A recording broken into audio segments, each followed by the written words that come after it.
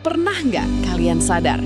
Setiap ada pemain yang dibeli mahal oleh klub besar, tapi malah gagal total, beberapa waktu kemudian, Aston Villa justru datang menawarkan kontrak. Lucunya, ini bukan cuma terjadi sekali atau dua kali. Rasanya hampir setiap bursa transfer, Aston Villa selalu mengincar pemain yang karirnya sedang menurun. Pertanyaannya, kenapa Aston Villa berani mengambil resiko sebesar itu? Apa mereka memang hobi membeli pemain gagal? Atau justru mereka melihat sesuatu yang tidak dilihat klub lain? Nah, ternyata ada strategi besar di balik pola transfer Aston Villa. Dan semakin kita telusuri, semakin masuk akal kenapa mereka terus melakukan hal ini. Hal pertama yang harus dipahami, Aston Villa sebenarnya bukan mencari pemain yang jelek. Mereka mencari pemain yang harga pasarnya sedang turun, padahal kualitasnya belum tentu hilang. Bayangkan, seperti membeli mobil mewah bekas. Mobilnya masih bagus, mesinnya masih kencang, tapi karena pemilik sebelumnya tidak cocok atau mengalami masalah, harganya turun drastis. Nah, Aston Villa melihat pemain dengan cara yang sama. Mereka percaya, banyak pemain gagal bukan karena kualitasnya buruk, melainkan karena salah sistem, salah pelatih, minim menit bermain, atau kehilangan kepercayaan diri. Kalau bisa mengembalikan performanya, mereka bisa mendapatkan pemain kelas dunia dengan harga jauh lebih murah. Kalau ada satu alasan terbesar kenapa strategi ini berjalan, jawabannya adalah Unai Emery. Pelatih asal Spanyol ini punya reputasi sebagai salah satu pelatih terbaik dalam menghidupkan kembali karir pemain.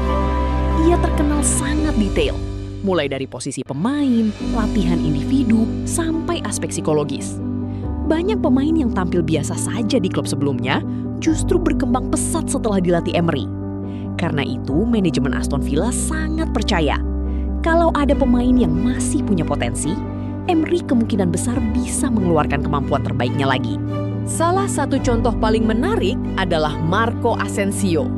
Setelah meninggalkan Real Madrid dan bergabung ke PSG, karirnya justru tidak berkembang. Ia kesulitan mendapatkan peran utama. Banyak orang menganggap Asensio sudah habis. Namun ketika datang ke Aston Villa, ia kembali menemukan performanya. Kontribusi gol dan assist mulai meningkat. Kepercayaan dirinya kembali. Kasus seperti inilah yang membuat Aston Villa semakin yakin dengan strategi mereka.